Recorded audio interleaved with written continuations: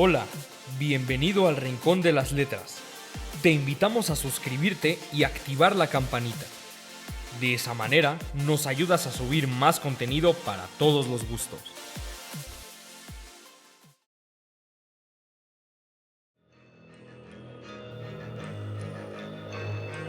«20.000 leguas de viaje submarino», de Julio Verne. Capítulo 1. En el año de 1866 ocurrió algo que nadie pudo explicar ni olvidar por mucho tiempo, y que llamó la atención de muchas personas en distintas partes del mundo. Varios barcos volvían del mar, llevando a sus puertos la noticia de que habían visto una cosa enorme, un objeto largo, a veces fosforescente, un monstruo marino más grande y muchísimo más veloz que las ballenas, nunca visto hasta entonces. Esto, que comenzó como un rumor, como comentarios extravagantes que producían desconcierto entre la gente de los puertos, tuvo de pronto una característica especial. El 20 de julio de ese año, el capitán de un barco a vapor que navegaba cerca de las costas de Australia creyó ver un escollo nuevo, y cuando se acercó para verificarlo, dos potentes columnas de agua se elevaron de él y desapareció dentro del agua.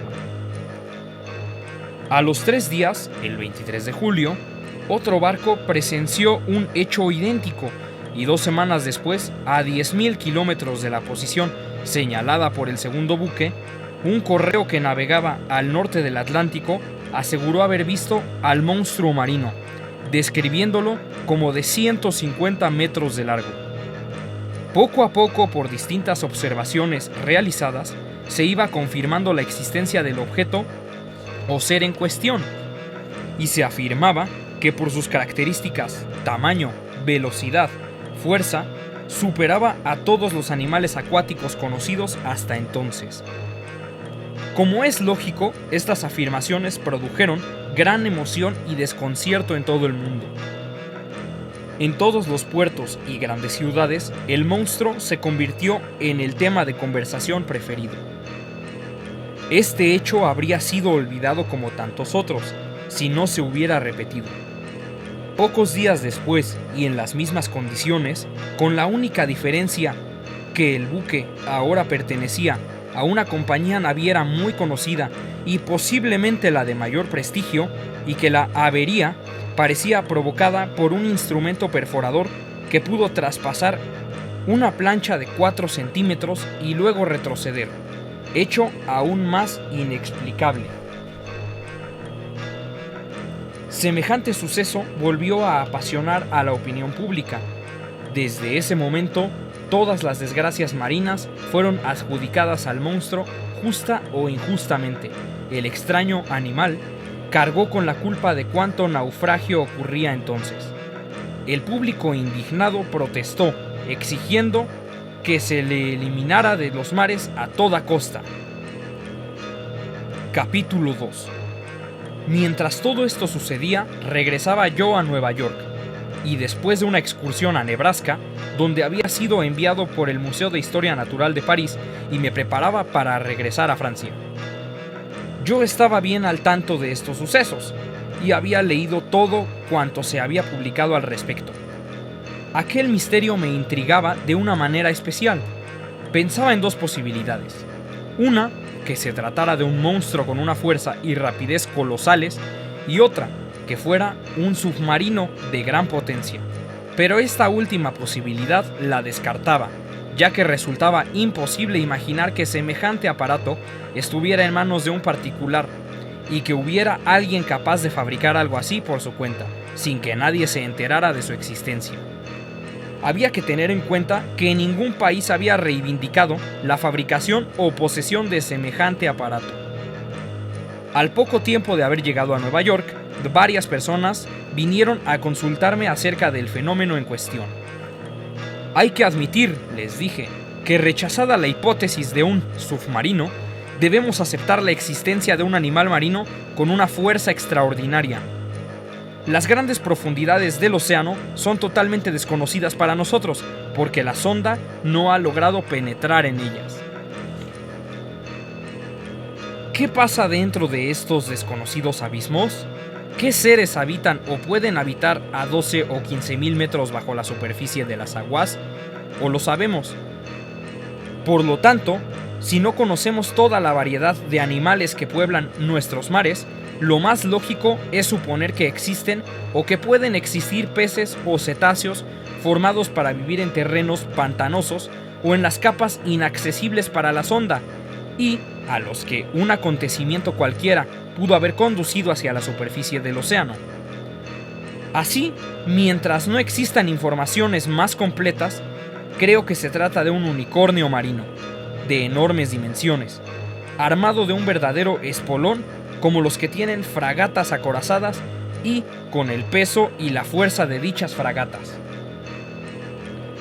Mi opinión fue calurosamente discutida, lo cual me valió de cierta fama y adeptos.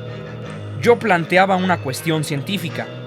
¿Por qué el mar en sus ignoradas profundidades no había de conservar algunas muestras de la existencia de otras edades, ya que su estructura no se modifica jamás, mientras que la terrestre se modifica casi constantemente? Pero, si bien para algunos era una cuestión puramente científica por resolver, para otros más prácticos era un problema que debía ser resuelto para asegurar el comercio y las comunicaciones transoceánicas. De esta manera, comenzaron en Nueva York los preparativos para una expedición destinada a perseguir y acabar con el monstruo. Cuando todo estuvo listo, sucedió lo que casi siempre pasa en estos casos, que desde el momento en el que decidió perseguirlo, el monstruo desapareció. Durante 2 meses nadie lo vio, hasta que, finalmente, un barco que cruzaba el Pacífico aseguró haber visto al famoso animal. Esto provocó tal alegría en el público que se le exigió al capitán de la Abraham Lincoln, que así se le llamaba al buque preparado para darle caza, que partiera ese mismo día. Y, a escasas 3 horas antes de que zarpara, recibía yo una invitación del ministro de Marina para participar como distinguido erudito en dicha expedición. Me olvidé de todo, de mis deseos de volver a casa, de ver a los amigos, de mis colecciones del museo y, en fin, acepté sin dudar el ofrecimiento del gobierno. Consejo, llamé.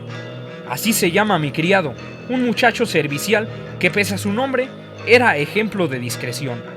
Siempre me había acompañado en mis viajes sin que nunca se le ocurriera quejarse o comentar lo prolongado o fatigoso de los mismos. Iba igualmente a un sitio que a otro, a China o al Congo, sin hacer más averiguaciones. Sin embargo, esta vez yo había pensado consultarle sobre el viaje que emprenderíamos, ya que conocía perfectamente los riesgos del mismo y desconocía por completo el tiempo que duraría. Cuando llegó hasta donde yo estaba, le pedí que me preparase la maleta con urgencia y le pregunté si estaría dispuesto a acompañarme, explicándole rápidamente a dónde iríamos, a bordo de qué buque y los peligros a que estaríamos expuestos. Por supuesto que no dio muestras de agrado ni de desagrado, solo la habitual obediencia y disponibilidad a lo que yo dispusiera. Sin embargo, hacía 10 años que lo conocía y yo sabía que su mayor placer era acompañarme. Un cuarto de hora después estaban listas nuestras maletas y yo podía estar seguro de que no faltaba nada. Cuando llegamos al puerto, la Abraham Lincoln vomitaba torrentes de humo por sus 2 chimeneas. Me precipité entonces a bordo, preguntando por el capitán. Nos saludamos y me comunicó que ya tenía listo mi camarote, hacia el que me dirigí, dejándolo en sus obligaciones. 1 hora después, entre miles de curiosos que nos despedían con aplausos y pañuelos, partimos del puerto con rumbo a las aguas del Atlántico. El comandante del buque, Farragut se llamaba, era un buen marino y estaba dispuesto a cumplir fielmente la misión que se le había encomendado.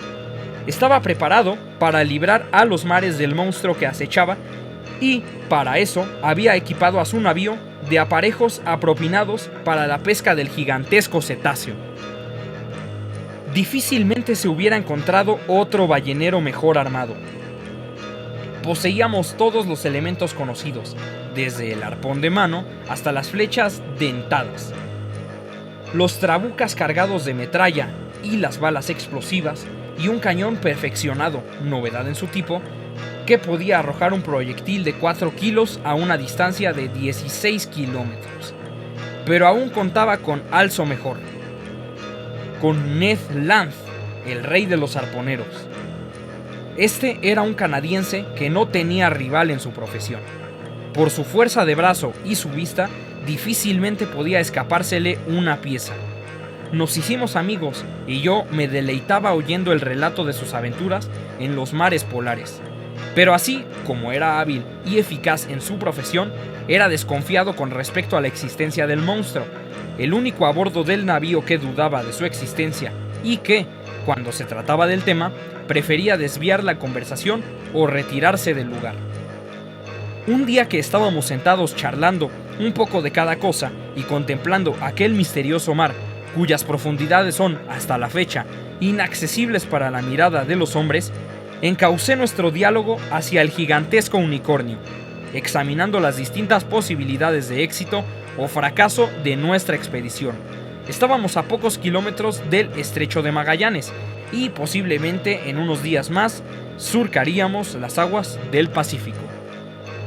Ned Land me dejaba hablar sin pronunciar alguna palabra, hasta que decidí preguntarle directamente: ¿cómo es posible, Ned, que usted no esté convencido de la existencia del cetáceo que perseguimos? ¿Tiene acaso alguna razón en especial para no estar persuadido de su existencia? Posiblemente, me contestó, pero usted debería ser el último en dudarlo, repliqué. Está equivocado, profesor, me dijo Ned. Yo he perseguido a muchísimos cetáceos, he matado a algunos y le puedo asegurar que por muy poderosos y bien armados que hayan sido, ni sus colas ni sus defensas podrían romper la coraza de un barco. No quiso seguir discutiendo el asunto, pero le perseguí con el tema. Mi convicción, le decía, se basa en la lógica de los hechos. Puede existir un mamífero vigorosamente constituido, como las ballenas, los cachalotes o los delfines, que esté provisto de una defensa córnea con muchísima fuerza de penetración.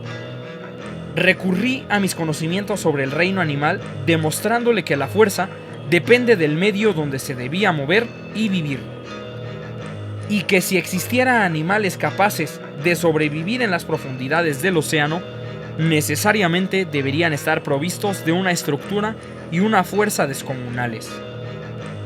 Debo reconocer que solo a medias convencía a Ned, pero si le quedaba alguna duda, podía seguir en otra oportunidad.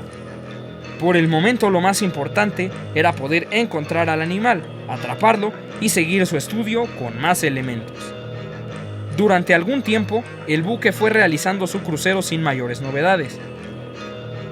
El 6 de agosto, a eso de las 3 de la tarde, la Abraham Lincoln dobló el Cabo de Hornos, que está al sur del continente americano. Ya la mañana siguiente, estábamos al fin sobre las aguas del Pacífico. ¡Mucho ojo! ¡Afinen la vista!, repetían sin cesar los marineros entusiasmados por la perspectiva del premio que debía recibir el primero que avistase al animal.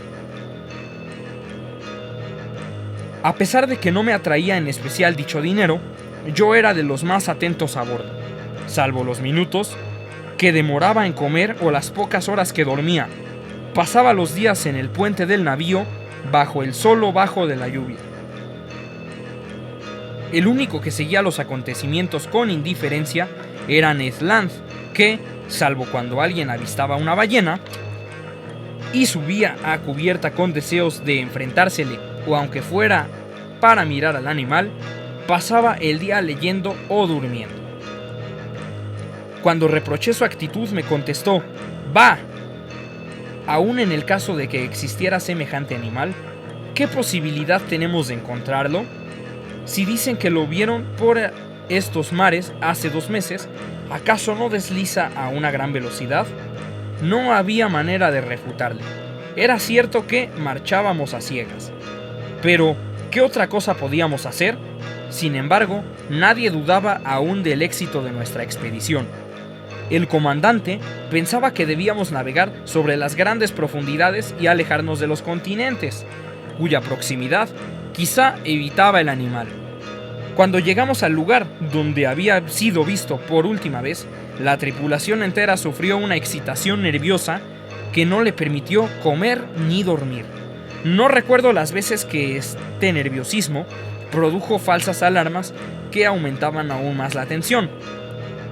Durante 3 meses, el Abraham Lincoln surcó todos los mares del Pacífico, persiguiendo una discreción supuestamente exacta donde alguien lo había divisado, realizando, por lo mismo, bruscas desviaciones del rumbo o deteniéndose de pronto, sin dejar punto inexplorado entre América y el Japón, y nada que no fuera la inmensidad del océano. Junto con el desconcierto vino la incredulidad. Al entusiasmo anterior le surgió un sentimiento de vergüenza y furia. Los más entusiastas y convencidos de la existencia del animal se convirtieron en los más escépticos, y no se viró al sur para poner fin a semejante empresa.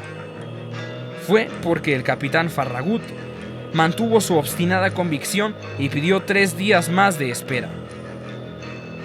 Si al cabo de estos 3 días no aparecía el buscado animal, regresaríamos a los mares de Europa. Esto reanimó a la tripulación, que durante esos días reanudó su ardiente búsqueda con cartalejos o sin ellos.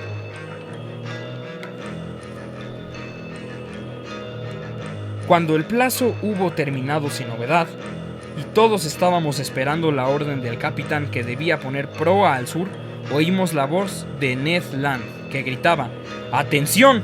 Ahí está lo que buscamos. A sotavento frente a nosotros. Al grito, la tripulación entera se dirigió hacia el arponero. El comandante, los oficiales y hasta los maquinistas abandonaron las máquinas y los fogoneros sus hornos.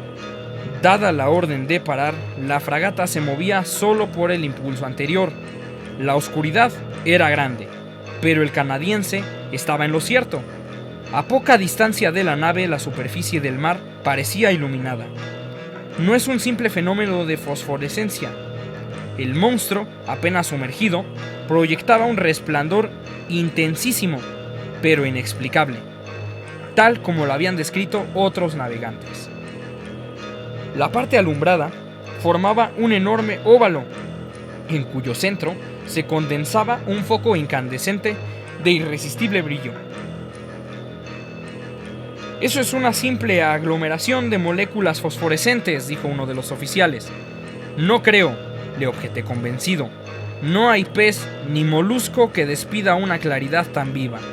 Ese resplandor es eléctrico. Además, miren, se mueve, se lanza contra nosotros». «Silencio», gritó el capitán. «Virar y a toda máquina». Y de ese modo nos alejamos rápidamente del animal. Es decir, quisimos alejarnos, porque en realidad nos persiguió al doble de nuestra velocidad. Quedamos mudos. El animal fue acortando las distancias, dio la vuelta al buque envolviéndolo en sus cascadas luminosas y luego se alejó hasta cierta distancia. Desde allí arrancó hacia nosotros con tremenda rapidez. Se detuvo a pocos metros, se apagó súbitamente su luminosidad y reapareció al otro lado del navío, sin que pudiésemos saber cómo lo había hecho. Le pregunté al capitán por qué no atacábamos. «Profesor Aronnax», me contestó con calma, «ignoro con qué ser debo enfrentarme, y no quiero arriesgar el buque ni la tripulación en semejante oscuridad. Esperemos el día y podremos perseguir en lugar de ser perseguidos». Toda la tripulación estuvo despierta durante la noche. Nadie pensó en dormir. El buque moderó su marcha, pero el animal nos acompañaba, manteniendo la distancia. Pasada la medianoche, sonó un silbido ensordecedor, semejante al que produce una columna de azúa lanzada con mucha violencia. Ned Land preguntó al comandante: «¿Ha oído usted el resoplido de las ballenas?» «Muchas veces, pero nunca el bufido de ballenas como esta. Este es muchísimo más fuerte. Sin duda que se trata de una de ellas, y con su permiso le diremos unas cuantas palabritas cuando amanezca. Si se deja, añadí yo con duda. A las 6 de la mañana comenzó a aclarar, y con los primeros resplandores se apagaron las luces que despedía el animal. A las 7 ya era de día, pero una densa bruma cerraba el horizonte, lo que produjo cólera en todos nosotros. A las 8, el horizonte se fue aclarando. ¡Vista a babor! ¡Ahí está!, gritó nuevamente Ned Land. A 1 kilómetro del buque emergía 1 metro sobre las olas un cuerpo negruzco. El navío se le aproximó. Yo aproveché para examinarlo mejor. Calculé su longitud en unos 80 metros más o menos. Mientras lo observaba, brotaron de sus orificios 2 surtidores de vapor y de agua que se elevaron a unos 40 metros de altura, lo que me reveló su manera de respirar. La tripulación esperaba impaciente las órdenes del capitán, quien consultaba con el maquinista la presión. «Fuercen las calderas y a todo vapor». 3 hurras acogieron la orden. Instantes después, las chimeneas echaban columnas de humo negro y el puente se estremecía bajo la trepidación de las calderas. El buque, impulsado por su potente hélice, se dirigió en línea recta sobre el animal. Este lo dejó acercarse y luego comenzó a alejarse manteniendo la distancia. Así anduvimos varias horas sin que ganáramos ni 1 metro de distancia. Cuando forzadas las máquinas, el buque tomó la máxima velocidad posible. El animal aumentó la suya y todo continuó como antes. Ned Land se mantenía en su puesto, blandiendo el arpón. Al mediodía estábamos igual que a las 8 de la mañana. El comandante se decidió a emplear métodos más eficaces. El cañón del castillete fue cargado y apuntado. Se hizo el disparo, pero el proyectil pasó por encima del cetáceo sin ser tocado. «A ver», gritó el comandante, «otro más hábil y $500 al que atraviese a ese endemoniado animal». Un viejo artillero con barba gris se acercó a la pieza, la situó en posición y apuntó largo rato. La detonación retumbó y el proyectil dio en el blanco, pero, resbalando sobre su redonda superficie, se perdió mar adentro. «¡Maldición!», exclamó el capitán Farragut, correando la indignación general. Se prosiguió entonces la persecución, con la idea de que tarde o temprano el animal sería vencido por el agotamiento y podría intentarse de otra forma de luchar. Pero no fue así. Las horas pasaron sin que se diera la menor señal de cansancio, y llegó la noche envolviendo en sus sombras al turbulento océano. En ese momento, recuerdo que pensé que allí se terminaba nuestra expedición, ya que imaginaba que no volveríamos a ver al temido animal. Pero, ¿cómo me equivoqué? El cetáceo parecía inmóvil. Quizá dormía extenuado por la jornada, dejándose mecer por las ondulaciones de las olas, circunstancia que decidió aprovechar el capitán. El buque avanzó cautelosamente, cuidando de no despertar a su adversario. El canadiense se reintegró a su puesto. No era la primera vez que se aprovecharía del sueño de una ballena para cazarla con éxito. Casi no respirábamos para no hacer ruido. Estábamos ya como a 30 metros del animal, cuya luz deslumbraba a la vista. Inclinado sobre la barandilla de la proa, veía debajo de mí a Ned Land, aferrado con una mano y con la otra blandiendo su terrible arpón. El animal, cada vez más cerca, seguía inmóvil. De pronto el brazo de Ned se distendió violentamente, lanzando el arpón. Desde mi sitio pude ver el choque sonoro del arma, que pareció tropezar con un cuerpo muy duro. La luz se extinguió súbitamente, cayendo al mismo tiempo sobre la cubierta 2 enormes trombas de agua que barrieron el puente de proa a proa, derribando a los tripulantes y destrozando los aparejos. El choque fue espantoso. Yo, despedido por encima de la baranda, sin tiempo de sujetarme de nada, caí al agua. Capítulo 3. Aunque asustado por la caída, me mantuve lúcido. Lo primero que hice al sentirme dentro del agua fue volver a la superficie, y una vez allí, intenté encontrar al navío con la vista. Las tinieblas eran muy negras, pero divisé una masa oscura que desaparecía hacia el este. Era el buque, me consideré perdido. ¡Socorro, socorro!, grité, nadando con la energía de la desesperación. Mi boca se llenó de agua. De pronto, sentí que una mano fuerte me sostenía. Era Consejo. ¿Tú aquí?, le dije sorprendido. ¿También te caíste? No, me contestó con naturalidad. Pero estábamos a las órdenes del Señor. He creído un deber seguirle. ¿Y el buque?, pregunté. Olvídese de él. No creo que pueda hacer nada por nosotros. En el momento de arrojarle al agua, oí gritar a los trimoneles que la hélice y el timón estaban rotos. Entonces estamos perdidos. Aún no, me respondió Consejo. Quedan muchas horas en las que podremos resistir nadando. Por lo pronto, quitémonos las ropas para que nos sea más fácil. Nuestra situación era terrible. Quizás no había sido advertida nuestra caída, y aunque lo hubiera sido, el barco no podía venir a buscarnos porque carecía de timón. Solo podíamos esperar auxilio de los botes. Cerca de la 1 me sentí agobiado por la fatiga. Consejo me sostenía, pero no tardé en sentirlo jadear de cansancio. En aquel momento apareció la luna. La claridad reanimó nuestras fuerzas.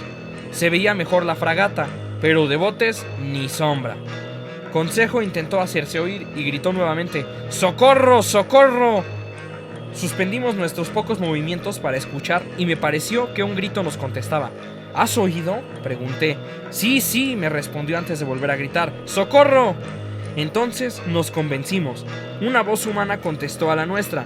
Consejo, haciendo un esfuerzo supremo, trató de elevarse para ver algo. Sacó medio cuerpo del agua y cayó abatido. ¿Qué has visto? He visto... No hablemos. Reservemos todas nuestras fuerzas. Me acordé del monstruo, pero ¿y la voz? ¿Qué habría divisado?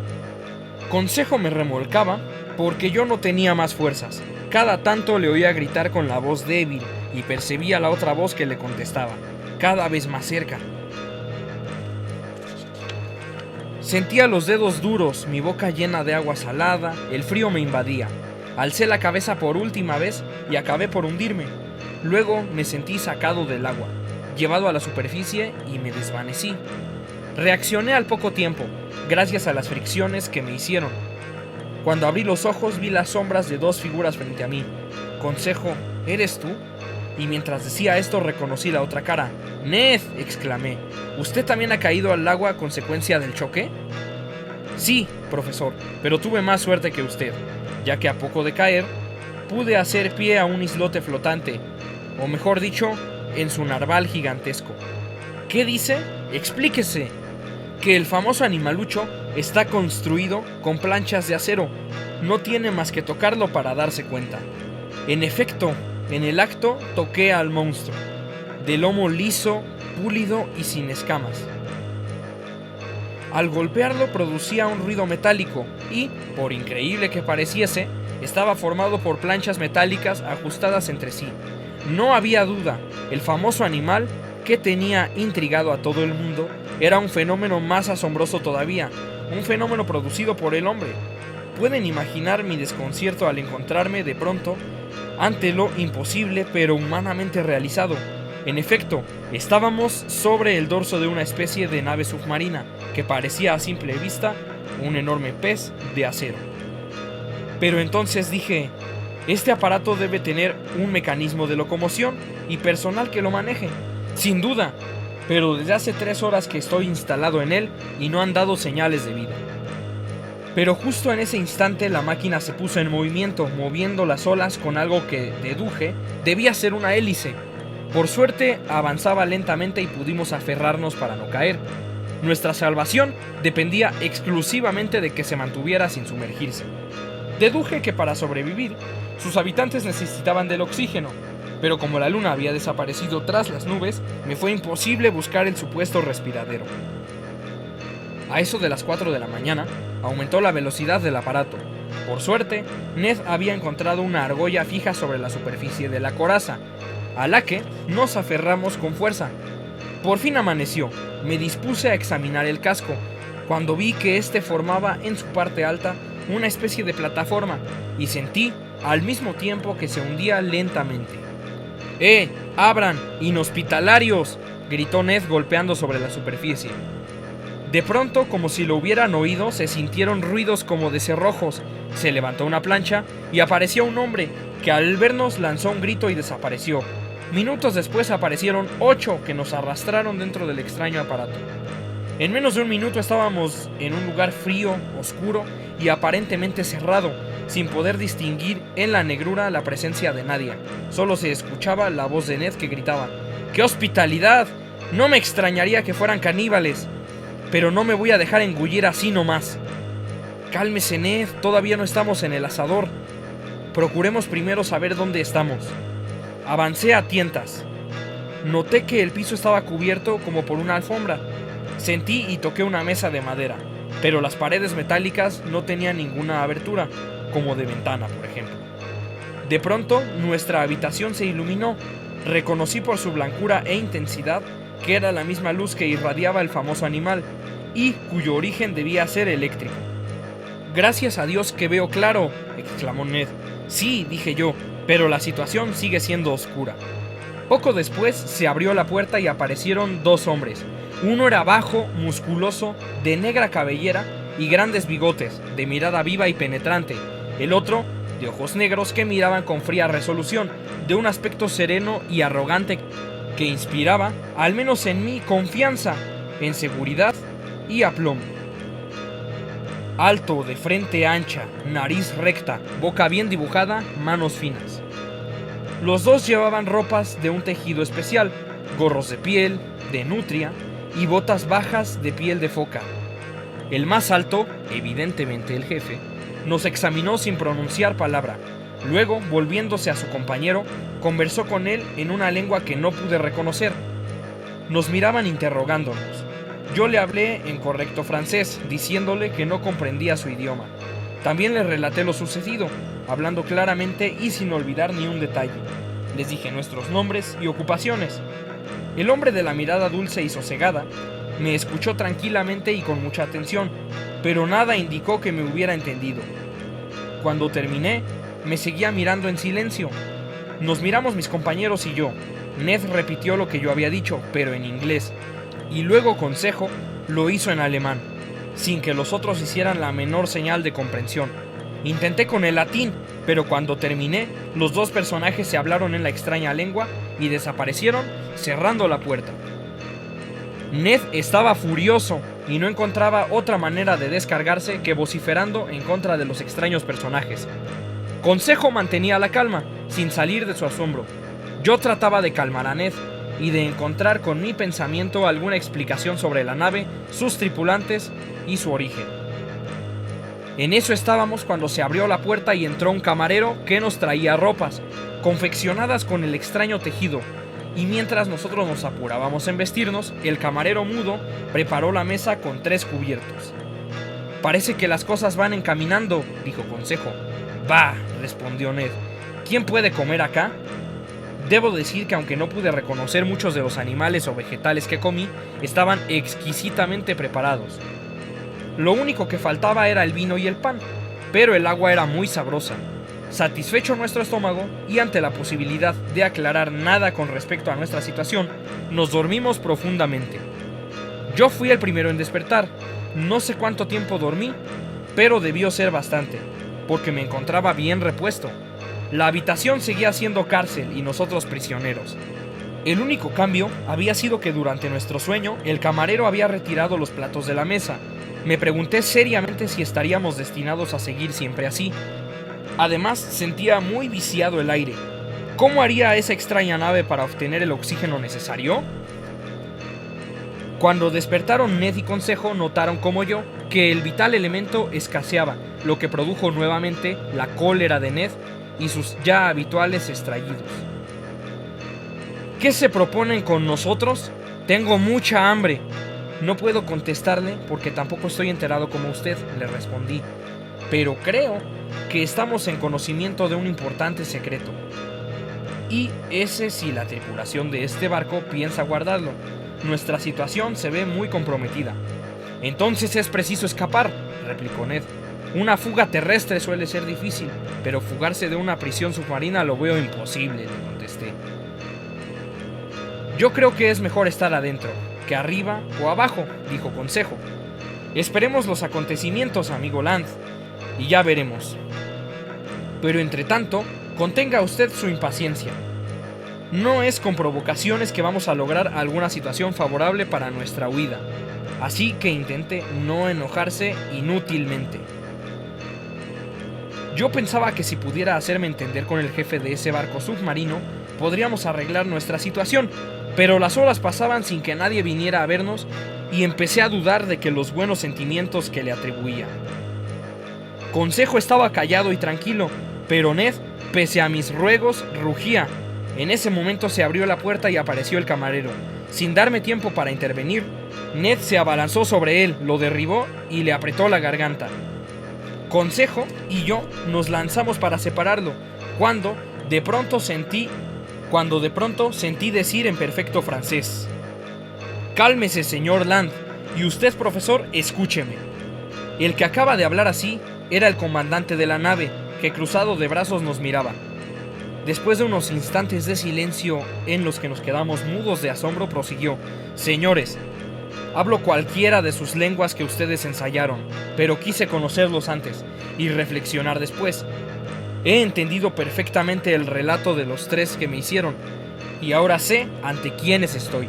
Indudablemente, profesor Aronnax, le había parecido que retrasaba mucho esta segunda visita, pero, comprobada su identidad, quería pensar detenidamente lo que iba a hacer con respecto a ustedes. He vacilado mucho. Las circunstancias los han puesto frente a mí, un hombre que ha roto con la humanidad». Por circunstancias involuntarias repliqué: «¿Acaso se han embarcado ustedes en un navío que me persigue por todos los mares involuntariamente? ¿Han sido involuntarios los disparos que me arrojaron? ¿Acaso Ned Land tiró su arpón sin desearlo?» «Creímos haber encontrado a un monstruo marino», repliqué. «¿Usted cree, profesor, que el buque no hubiera perseguido y cañoneado a un submarino igual que a un pez monstruoso?»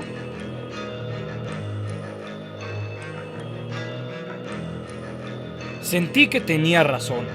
El capitán Farragut, en caso de haber comprobado que el famoso monstruo era un submarino, hubiera actuado en igual forma. «He pensado mucho», prosiguió. «Nada me obliga a darles hospitalidad. Podría dejarlos nuevamente en la plataforma y hundir el submarino y olvidarme de ustedes. ¿No estaría en mi derecho?» «El derecho de un salvaje, pero no de un hombre civilizado. Profesor, yo no soy lo que usted llama un hombre civilizado. He roto con la sociedad entera por razones que solo a mí me interesan. No estoy sometido a ninguna de sus reglas, por lo tanto, le ruego que ni las mencione». Nos miramos en silencio, cada uno con sus pensamientos. He decidido que permanezcan en mi embarcación, moviéndose libremente dentro de ella, pero con una condición: que cuando yo lo crea necesario, por acontecimientos que no les puedo aclarar, se dejen conducir nuevamente hasta esta prisión. «Aceptamos», le dije. «Pero, ¿hasta cuándo?» «Hasta siempre. Jamás los reintegraré a esa tierra con la que he cortado toda comunicación». «Yo no empeñaré mi palabra de no intentar evadirme», replicó Ned, sin contener su cólera, lo cual era comprensible. «Ni yo se la exijo tampoco», le replicó fríamente el comandante. «Y permítame continuar. Conociéndole como le conozco, profesor Aronnax, me imagino que usted disfrutará de su estancia aquí, entre mis libros, de entre los cuales el que prefiero más es uno que escribió usted sobre las profundidades del mar. En ese libro usted ha llegado tan lejos como le ha permitido la ciencia, pero quiero demostrarle que no lo sabe todo. No se cansará de ver el espectáculo que va a tener ante sus ojos. A partir de este momento, entra usted en un nuevo elemento, en el que verá lo que no ha visto nadie, salvo nosotros, y podrá conocer los más oscuros secretos del mar. No puedo negar la fascinación que sentía. Nuevos horizontes se abrían para mí para seguir investigando, aunque fuera en tan difícil situación que confieso en ese momento olvidé. Una última pregunta, le dije antes de que se retirase. ¿Cómo debemos llamarle? Para ustedes soy sencillamente el Capitán Nemo. Capítulo 4. Después de esta conversación, el Capitán Nemo llamó a un criado, le comunicó algo en su extraña lengua y dirigiéndose a Ned y Consejo les dijo: la comida les espera en sus camarotes. Tengan la bondad de seguir a ese hombre. Y ahora, señor Aronnax, nuestra comida también está lista. Permítame que le guíe. Seguí al Capitán Nemo, cruzando una especie de corredor iluminado eléctricamente, similar a los pasadizos de un navío, y llegamos a un comedor decorado severamente. En el centro había una mesa espléndidamente servida. Coma usted sin cumplidos, me dijo el capitán. Aunque casi todos estos manjares son desconocidos para usted, puede estar seguro de que son sanos y nutritivos. Hace mucho tiempo que prescindí de las comidas terrestres y podrá notar que estoy bien. Este mar, continuó diciendo el capitán Nemo, no solo satisface la necesidad de alimentos, sino también la de vestido. Las telas que cubren su cuerpo están tejidas con el viso de ciertos mariscos. Los perfumes que encontrará en el tocador son producto de la destilación de plantas marinas. Los colchones de su litera están rellenos con suaves hosteros. La pluma con la que escribía es una barba de ballena y la tinta, el líquido segregado por la sepia. Es usted muy entusiasta del mar, capitán. Oh, sí, le adoro. El mar para mí es todo. La naturaleza se manifiesta en él en los tres reinos: animal, vegetal y mineral. El mar no pertenece a los déspotas. Sobre la tierra pueden cometer todo tipo de horrores, pero 10 metros bajo el agua su poder desaparece. En el mar solo existe la independencia. En él no reconozco amos. Soy libre. De pronto cayó.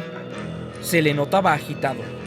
Cuando sus nervios se calmaron, su rostro recuperó su acostumbrada serenidad y dijo dirigiéndose hacia mí: ahora, profesor, si quiere visitar mi submarino, el Nautilus, estoy a sus órdenes. Me levanté y le seguí. Abrió una puerta y entramos a una sala del mismo tamaño que el comedor. Era la biblioteca. Quedé sorprendido ante el ingenio y buen gusto con que estaba arreglada y equipada. Sillones, vitrinas, estantes y miles de libros. Poseía además numerosas obras de arte de los pintores más renombrados. Había también varias rarezas naturales que debían ser los hallazgos personales del capitán. Aparte, y en compartimentos especiales, aparecían expuestas perlas de todo tipo, amarillas, azules y negras, que debían tener un valor incalculable, ya que algunas de ellas eran de un tamaño mayor al de un huevo de paloma.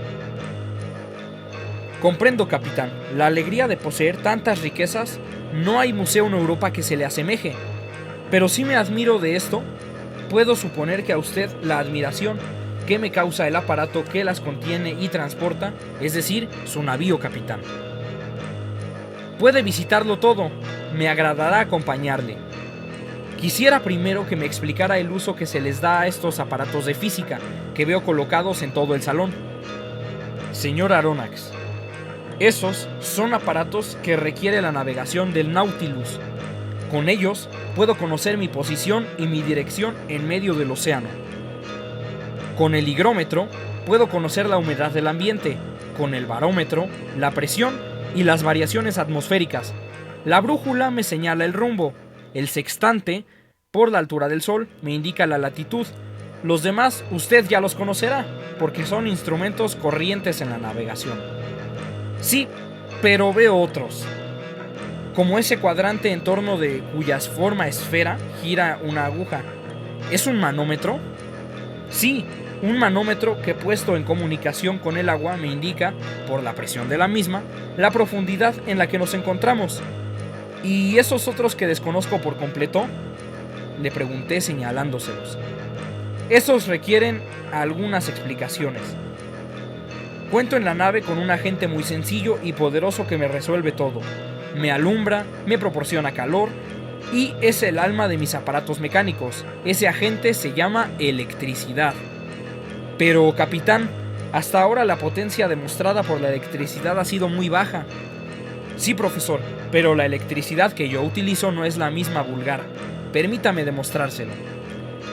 Me explicó los procedimientos seguidos para la producción de electricidad, sin utilizar elementos como el zinc, que se consiguen únicamente en la Tierra. De esa manera podía encontrar una potencia y continuidad garantizada. Evidentemente, le dije después de su explicación, ha descubierto usted lo que se descubrirá seguramente en la Tierra más adelante, la verdadera potencia dinámica de la electricidad.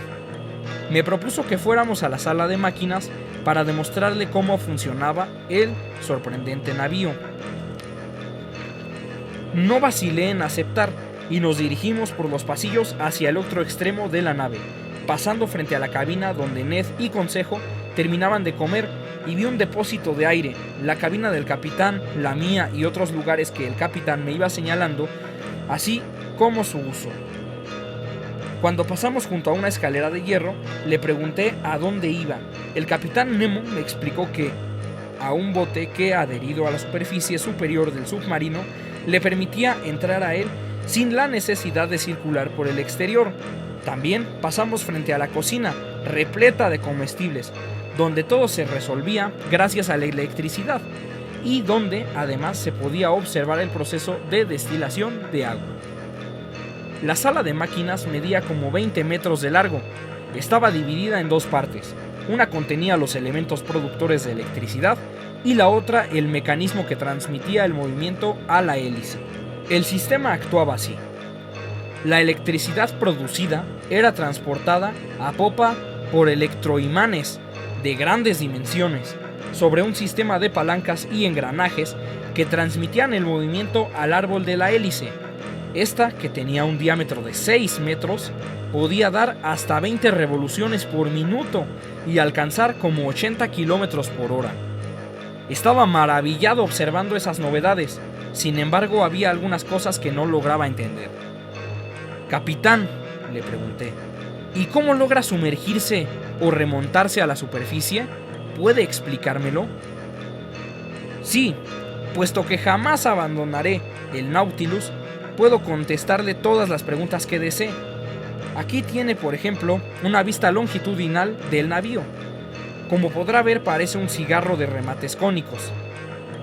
El largo, de extremo a extremo, es de 70 metros y su ancho de 8. Ahora bien, está construido con un doble casco, ambos de acero, uno interior y otro exterior, unidos firmemente entre sí. En el espacio entre uno y otro existen enormes depósitos. Cuando quiero sumergirme mediante un mecanismo, esos sitios se llenan de agua y el submarino se hunde por su peso. Cuando quiero emerger, mediante un sistema de bombas expulsoras, vacío los depósitos y, al perder peso, nos elevamos. Pero el navío está calculado de modo tal que cuando este obre en la superficie, solo emerge 1 metro sobre ella. ¡Es fantástico!, exclamé. Pero, ¿cómo puede el timonel seguir la ruta indicada por usted? Porque el timonel va dentro de una garita cerrada que sobresale en la parte superior del casco y cuyas paredes son cristales especiales, y detrás de esa garita va instalado un potente reflector eléctrico que ilumina el mar a 1 kilómetro de distancia. Bravo, capitán. Ahora me explico la fosforescencia que nos tuvo intrigados cuando creíamos que se trataba de un narval. Pero entonces, ¿usted es ingeniero?, pregunté. Sí, profesor. Estudié en Londres, París y Nueva York, en los tiempos en que aún era habitante de la Tierra. ¿Y cómo pudo construir en secreto este buque tan admirable? Hice pedir cada elemento en diferentes lugares y a nombres distintos, y para montar las piezas trabajamos en un desconocido islote del Pacífico, mis compañeros y yo. Cuando la obra estuvo terminada, quemamos todo rastro y nos sumergimos sin regresar. Pero quisiera hacerle otra pregunta, capitán. ¿Posee usted una gran fortuna? Porque este navío debe ser costosísimo. Soy inmensamente rico, profesor, y ya verá usted por qué. Luego me explicó cómo utilizaba las cartas de navegación, cómo saber dónde estábamos y cómo medir las distancias, indicándome que tomaría rumbo al noreste y me propuso que le siguiera a través de las cartas. Todo está a su disposición y yo, con su permiso, me retiro. Me quedé solo, concentrado en mis pensamientos. ¿Quién era el capitán? ¿Quién había provocado el odio que profesaba a la humanidad? ¿Sería uno de esos sabios despreciados, perseguidos? ¿Un Galileo del presente o de esos sabios fracasados? No podía determinarlo. Solo sabía que me encontraba, por esos azares de la vida, en su nave, que mi vida dependía de su voluntad y que pese a todo había encontrado en él una acogida fría pero hospitalaria. Nunca había estrechado la mano que yo le tendía y nunca me tendió la suya. Distraído aún por mis pensamientos, me fijé en el punto en el que estábamos. Según la carta, nos hallábamos en una corriente submarina próxima a la costa de Japón. Yo seguía mentalmente al submarino. Lo imaginaba perderse en la inmensidad del océano y me sentía arrastrado con él. De pronto aparecieron Ned y Consejo en la sala. Se quedaron inmóviles de asombro ante las maravillas expuestas y luego avanzaron para observar mejor. Pero un instante después Ned estaba al lado mío acosándome a preguntas. ¿Había descubierto quién era? ¿A dónde iba? ¿Hacia qué profundidades nos arrastraba? Todo sin darme tiempo de contestar. Le informé lo que sabía y lo que no sabía. Pero cuando me preguntó si había averiguado cuántos tripulantes había a bordo, le dije: no lo sé, pero abandone, amigo Ned, la idea de apoderarse por el momento del Nautilus o de fugarse de él. Esta embarcación es un portento de la industria moderna y me alegro de poder estar aquí para conocerla, así que le recomiendo que se arme de paciencia para ver lo que pasa a nuestro alrededor. ¿Qué vamos a ver metidos en esta cárcel de acero? Apenas dijo esto se apagó la luz y quedamos en la absoluta oscuridad. Quedamos mudos, clavados en nuestros sitios sin adivinar qué tipo de sorpresa nos esperaba. De pronto sentimos un leve ruido, como si resbalaran de un lado a otro las planchas del Nautilus. El agua apareció vivamente iluminada por focos que abarcaban más de 1 kilómetro de superficie. 2 placas de cristal nos separaban del mar. ¡Qué espectáculo! Me siento incapaz de describirlo. Durante un buen rato permanecimos atónitos, acodados en las vitrinas. Durante 2 horas vimos un completo ejército acuático. Nuestra admiración no cesaba. Nuestras exclamaciones no se agotaban. Ned nombraba los peces, Consejo los clasificaba, y yo me extasiaba ante la vivacidad de sus movimientos y la hermosura de sus formas. Nunca había visto tales animales, vivos y libres en su elemento natural.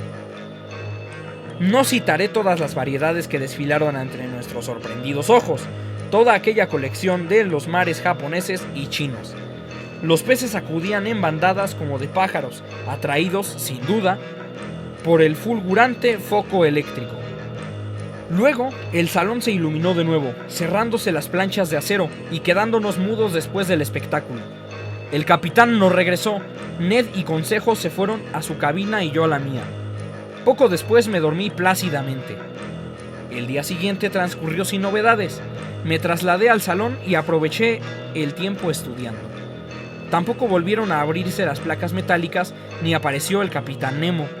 Así transcurrieron otros 5 días. Todas las mañanas subía un rato a cubierta y veía a un tripulante que luego de observar el cielo y el horizonte decía algunas palabras en el idioma desconocido y volvía a bajar. Al 6.º día, cuando entré en mi cabina, encontré un sobre con mi nombre. Lo abrí y leí una invitación del capitán Nemo para acompañarlo a una partida de caza. Al día siguiente, leí la invitación a Ned y Consejo, quienes se encantaron con la idea. Al día siguiente, cuando nos preparábamos a partir, tuvimos una conversación con el capitán, que desilusionó por completo a Ned. No se trataba de caza terrestre, sino de caza submarina. Para ello, contábamos con equipos y vestimentas apropiados, un traje de caucho, una escafandra de cobre, con tubos de vidrio, conectada a unos depósitos de oxígeno que se colgaban a la espalda y permitían respirar mientras se estuviera en el agua. Como armas, unas originales carabinas con proyectiles especiales que encerraban una potente carga eléctrica. Al más ligero choque, moría el animal instantáneamente. Ned, al ver las vestimentas y las armas, no quiso acompañarnos, ya que, según él, jamás se metería dentro de esas ropas. Unos marineros nos ayudaron a ponernos las vestimentas y luego nos llevaron a una pequeña salita que se cerró. Instantes después sentí que se llenaba de agua y enseguida se abrió otra puerta por la que podíamos ya pisar el fondo del mar. El capitán Nemo caminaba por adelante, Consejo y yo atrás. No sentía el peso de las ropas, ni del calzado, ni del depósito de aire o de la esfera donde estaba mi cabeza, como almendra en su cáscara. Todos esos objetos sumergidos en el agua perdían mucha parte de su peso. La luz que penetraba a través de las capas de agua me asombraba por su intensidad. Los rayos solares atravesaban sin dificultad esa masa de agua. Distinguía claramente los objetos a una distancia de 100 metros. Realmente el agua que me rodeaba era una especie de aire más denso que la atmósfera terrestre, pero tan diáfano como aquel.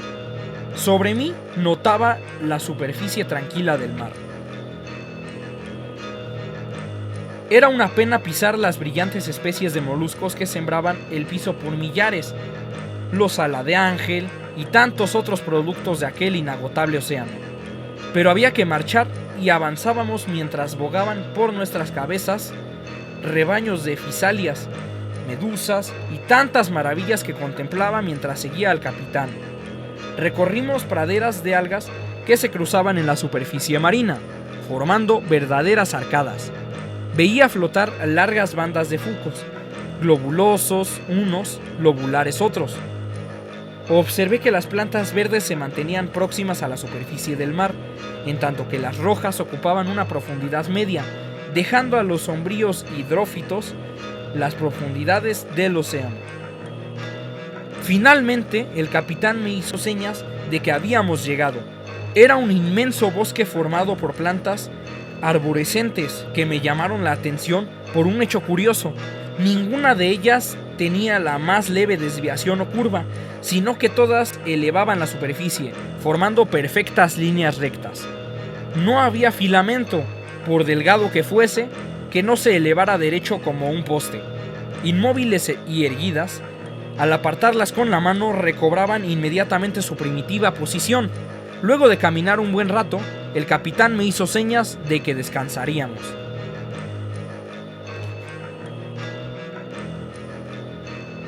Me alegró mucho la señal, e imitándolo, nos tendimos bajo un entoldado de alarias, cuyas largas y esbeltas ramas se elevaban como flechas.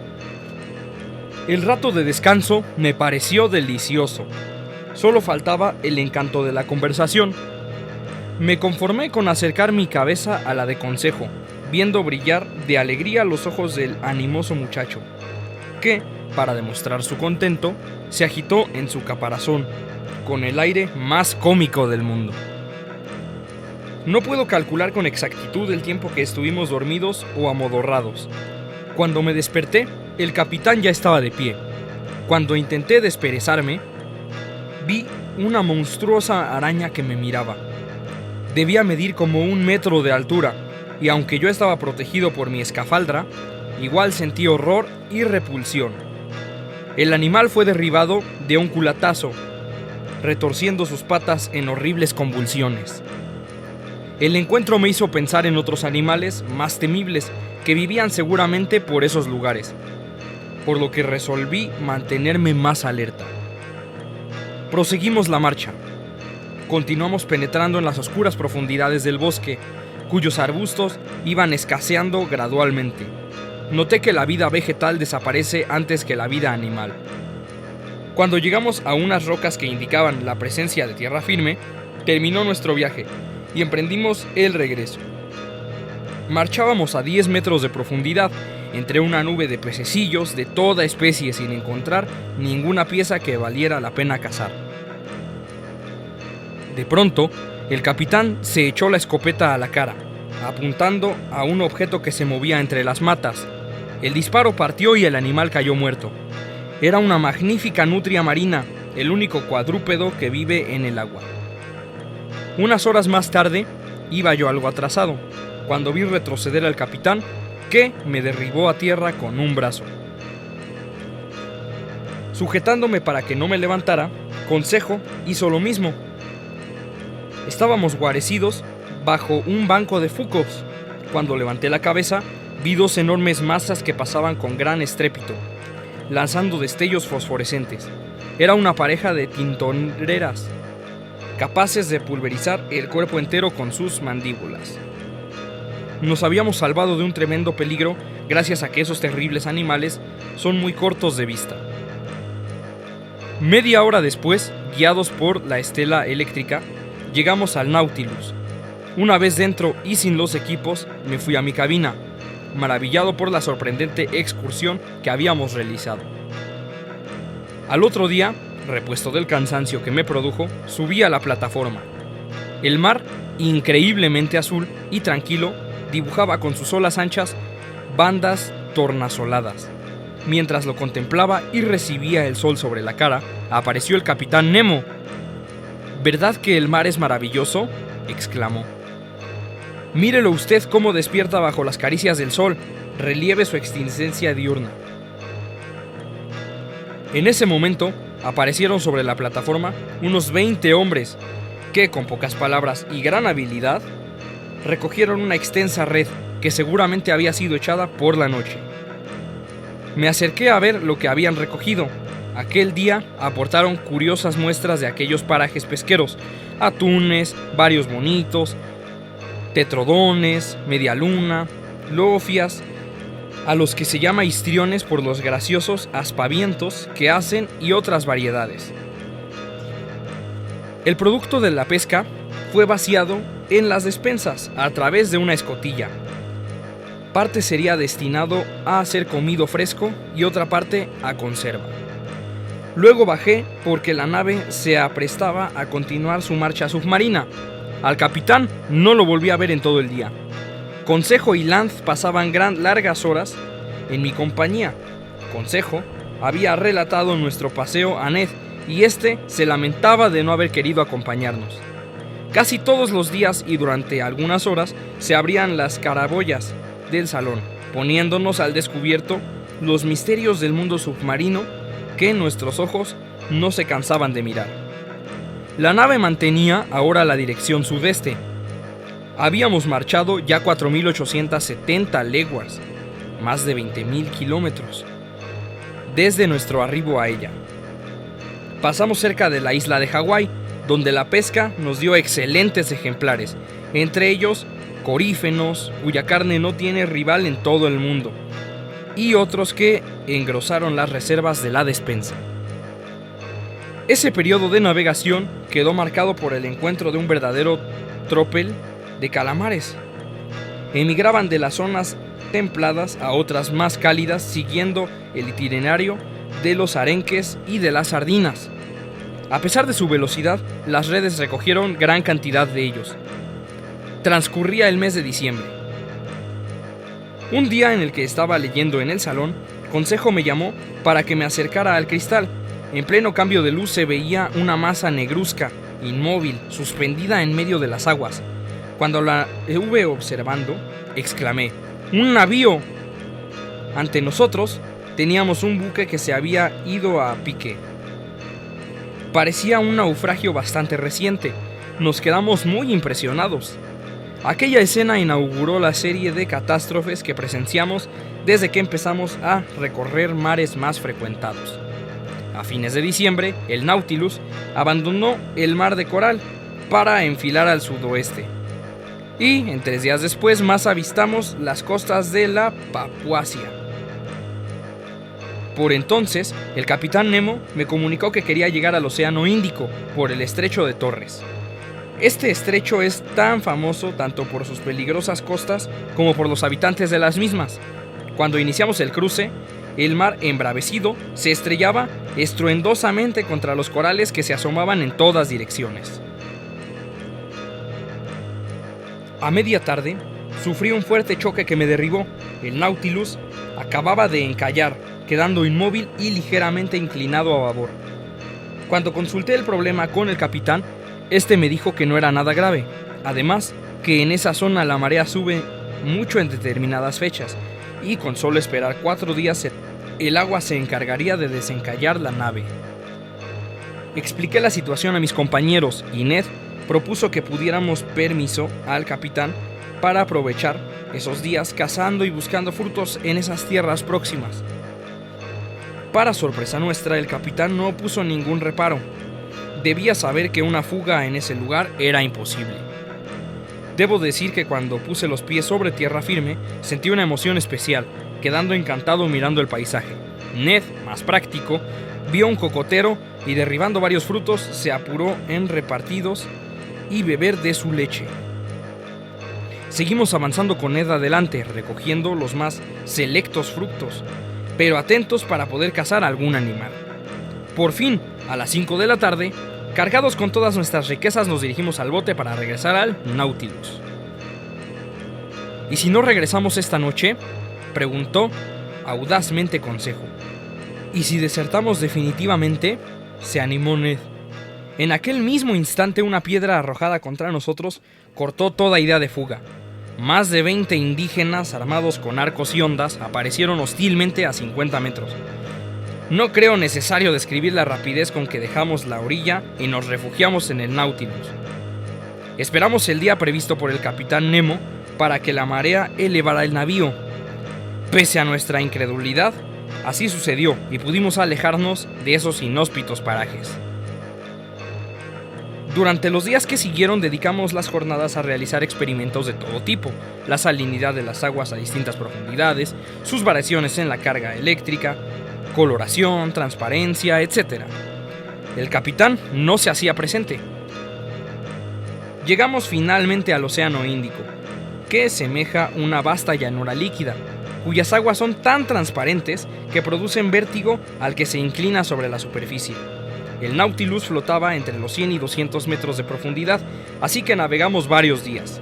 En esos lugares las redes pescaron varias de las codiciadas tortugas de Carey. Una tarde observamos que el Nautilus flotaba sobre un blanco mar. Estábamos en un mar lácteo. Consejo me preguntó que a qué se debía esa coloración tan particular. Un mar lácteo, le dije, es una extensión de oleadas blancas, producidas por la presencia de millones de animales, como microscópicos gusanillos luminosos, que se ven unidos entre sí. Cruzamos frente a las costas de Ceilán, isla célebre por la pesca de perlas, y nos dirigimos hacia el mar de Omán, que sirve de desembocadura al mar Pérsico. ¿A dónde nos lleva, capitán?, me preguntó Ned. ¿No sabrá acaso que este mar no tiene salida? Posiblemente quiera llegar al Mar Rojo, pero mientras no esté abierto el istmo de Suez, el Mar Rojo también es infranqueable. Si no se puede navegar por allí, es de suponer que regresamos sobre nuestros pasos hacia el sur de África, dije. Ned estaba demasiado impaciente. Pasaba los días calculando cuando el Nautilus se acercaría a los mares europeos para poder intentar seriamente una fuga. El Mar Rojo, célebre por las tradiciones bíblicas, debe su nombre al color de sus aguas. Del lado de las costas africanas se puede observar miles de los famosos políperos que forman las llamadas esponjas. Una mañana subí a la plataforma y al mirar el paisaje noté que este había cambiado. Me acerqué al capitán para preguntarle: «Capitán Nemo, ¿podría precisarme dónde estamos?» «Del otro lado del istmo de Suez, sobre el mar del Mediterráneo». «No puede ser», exclamé. Según me explicó detalladamente, años atrás había descubierto un túnel subterráneo que unía los dos mares y que la noche anterior habíamos cruzado. Corría a comunicárselo a Ned y Consejo. Pero para desilusión de Ned, el capitán no se acercó a las costas europeas y cruzando velozmente ese mar que Ned veía con ilusión y que el buque parecía querer evitar, se dirigió por el estrecho de Gibraltar al Atlántico. Mientras bordeábamos las costas de Portugal, estando en mi cabina apareció Ned, muy serio y algo nervioso. Hoy a las 9 todo estará preparado. Solo debe esperar la señal para subir al bote. Consejo y yo le aguardaremos. Se marchó sin darme tiempo de contestar. Subí a la plataforma, desde donde se divisaba la costa portuguesa, pero entre niebla y mucho viento, pasé el día preocupado y nervioso, temiendo encontrarme con el capitán y que adivinara en mi rostro las intenciones de fuga. Cuando faltaban minutos para la hora fijada, la nave se sumergió hacia el fondo y allí se detuvo. Nos reunimos en el salón sin saber qué pensar ni decir. Llegó el capitán. ¿Sabe dónde estamos?, me preguntó. Bordeando Portugal, creo, contesté. Estamos en la bahía de Vigo, donde hace 150 años fue hundido un barco español que volvía de América cargado de oro. Miramos hacia afuera. Varios tripulantes con trajes de buzo vaciaban toneles de donde se escapaba el oro y plata y volvían al Nautilus cargados con el botín. ¿Y para qué lo puede necesitar usted, capitán? No me impulsa ningún afán egoísta, profesor. Si lo tomo, es para hacer buen uso de esas riquezas. ¿Cree que ignoro la existencia en la Tierra de seres dolientes, de razas oprimidas? Comprendí entonces dónde estaba la inmensa fortuna que poseía el capitán Nemo y parte de su misteriosa existencia. Cuando reanudamos la marcha, noté que llevábamos dirección sudoeste. Europa quedaba a nuestras espaldas. Por la noche el navío se detuvo y recibí la visita, en mi cabina, del capitán, que me proponía un paseo nocturno bajo las aguas. Acepté encantado sin preguntar qué es lo que visitaríamos. 2 horas después de nuestra salida del navío, caminábamos por un terreno montañoso, cubierto de árboles petrificados. El capitán me guiaba con paso rápido.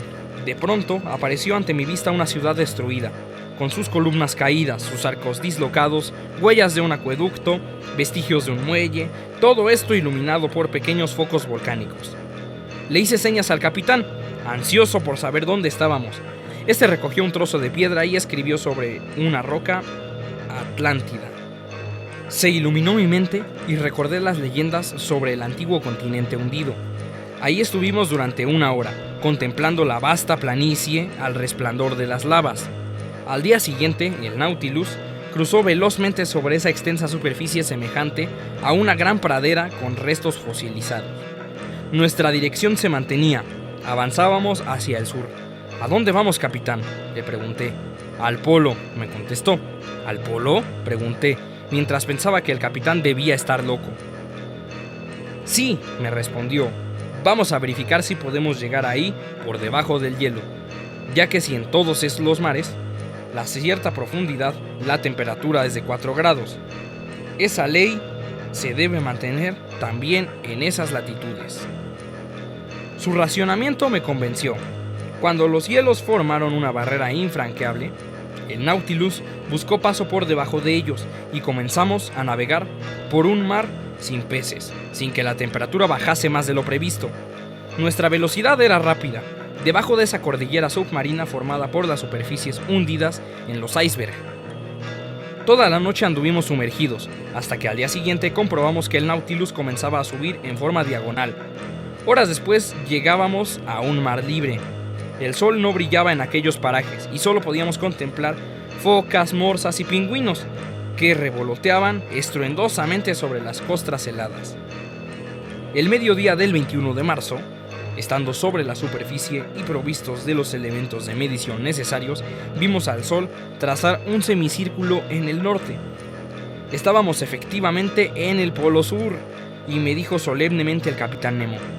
Esa noche, antes de dormirme, pensaba en todas las maravillas que había conocido últimamente.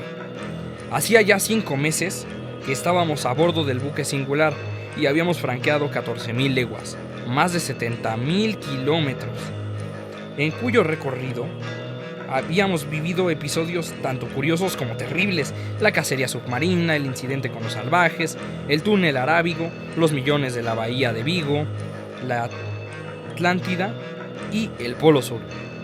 Todos estos recuerdos invadían mi mente sin dejarme descansar. A las 3 de la mañana me despertó un violento choque.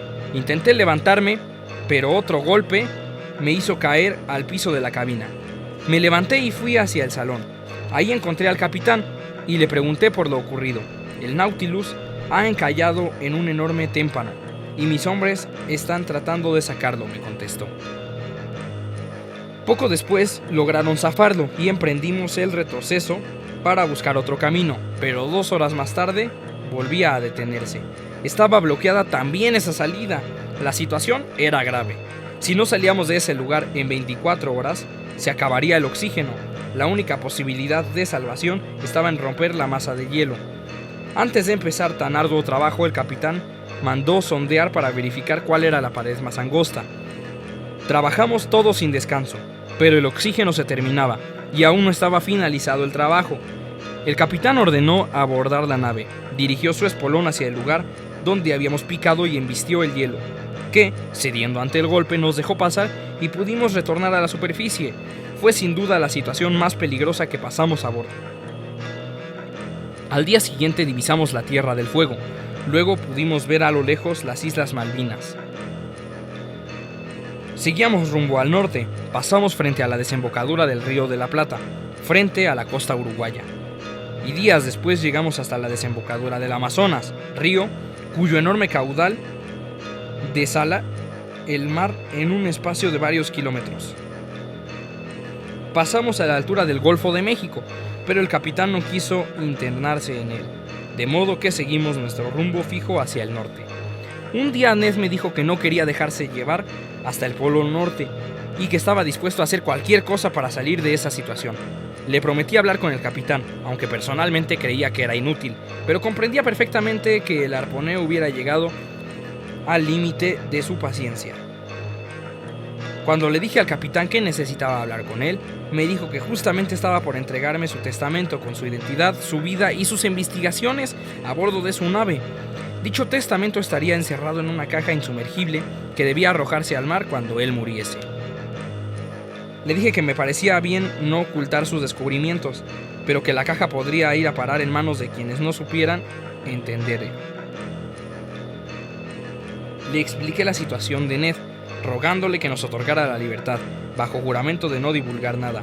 «Jamás», me dijo, «y le ruego que sea la primera y última vez que me hable de ese asunto». Me retiré. A partir de aquel día nuestras relaciones fueron muy tirantes. En cuanto a mis compañeros, en especial Ned, se convencieron de que no podían esperar la libertad de manos de ese hombre y por tanto era imperioso buscar cada por nuestra cuenta. Nos acercábamos a Long Island cuando se desató una terrible tempestad. Me quedé en la plataforma todo el tiempo que me fue posible. Contemplé las olas que alcanzaban 15 metros de alto. El cielo parecía una hoguera surcando sin cesar por deslumbrantes relámpagos. A lo lejos vi pasar por el horizonte un navío que luchaba penosamente para no zozobrar. Al rato el Nautilus se sumergió. ¡Qué tranquilidad! ¡Qué silencio! ¿Quién hubiera creído que aquel instante sobre la superficie que desencadenaba un furioso huracán? Capítulo 5. El Nautilus navegaba entonces al sur de las Islas Británicas. Sentí que emergía y luego, cuando un ligero balanceo me indicó que navegábamos sobre la superficie, se oyó una detonación. Subí a la plataforma donde ya estaba Ned y Consejo. «¿Qué ha sido eso?», pregunté mirando un buque que se acercaba. «Un cañonazo», me respondió Ned. «¿Podría decirme, Ned, la nacionalidad del barco?», pregunté. «No, porque llevaba arriada su bandera. Pero puedo afirmar que es un buque de guerra». Estuvimos largo rato observando la embarcación, que avanzaba rápidamente sin que el capitán Nemo la dejara de acercar. Habíamos decidido arrojarnos al mar en cuanto la nave estuviera cerca. El capitán se paseaba nervioso e impaciente. Cuando me di cuenta que el capitán planeaba atacar la nave, quise intervenir, pero furioso. Me contestó que estaba frente a su enemigo, que gracias a ellos había perdido todo cuanto había amado y que no intentará persuadirlo.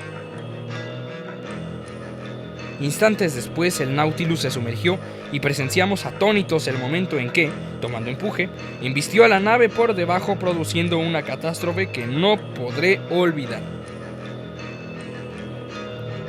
Cuando todo hubo terminado, el capitán se dirigió a su cabina, frente a un retrato de una mujer con 2 niños. Se arrodilló y prorrumpió en sollozos. A partir de ese día el submarino navegó sin rumbo y casi no se sentía movimiento a bordo. El capitán pasaba los días encerrado en su cabina. Los relojes dejaron de funcionar. Una mañana al despertar vi a Ned junto a mí, que me susurraba: «Prepárese a huir, a 40 kilómetros veo tierra firme». Yo también estaba decidido a todo. Cuando pasé junto al salón sentí al capitán tocar música en el órgano. Echó una última mirada alrededor con algo de pena y me deslicé sigilosamente al bote. Consejo y Ned ya estaban en él. «¡Partamos!», exclamé. Ned cerró la abertura de la canoa y comenzó a desatornillar los pernos que la sujetaban a la nave. En eso estábamos cuando sentimos gritos y un gran alboroto en el interior del submarino. En un primer momento pensamos que nos habían descubierto, pero Consejo distinguió la palabra que gritaban: «¡Maelstrom! ¡Maelstrom!». Nos horrorizamos al oída. El Maelstrom, llamado también el ombligo del océano, es un tremendo remolino que se forma por pleamar, junto a las costas noruegas, y del cual ninguna nave ha podido escapar. El zarandeo provocado por las olas era terrible. Las cubiertas aceradas crujían, y de vez en cuando se levantaban estruendosamente. De pronto resonó un nuevo y estridente crujido. Los pernos cedieron y la canoa fue lanzada en medio del remolino. Eso fue lo último que vi. Mi cabeza chocó contra una plancha de hierro y perdí el conocimiento. Así terminó el viaje submarino. Al recobrar el sentido me encontré en la cabaña del pescador de las islas Lofoden, cerca de Noruega, que nos había recogido en el mar. Ned y Consejo estaban a mi lado sanos y salvos. En aquellos instantes no podíamos pensar en volver a Francia, de donde habíamos zarpado, ya que la comunicación era casi nula. Durante los días que estuvimos en esa isla, mis compañeros y yo relatamos lo vivido en el Nautilus, pero aún quedaban algunas preguntas en nuestras cabezas. ¿Qué habrá sido de aquella nave? ¿Resistiría el capitán Nemo a aquella embestida? Ahora, después de un tiempo, solo espero que el capitán, ese hombre de extraño destino, siga habitando el océano, su patria. Después de haber experimentado 10 meses de existencia extranatural, puedo dar respuesta a la pregunta formulada hace miles de años por el Eclesiastés. ¿Quién ha logrado nunca sondear las profundidades del abismo? Puedo contestar con 2 nombres simplemente: el capitán Nemo y yo.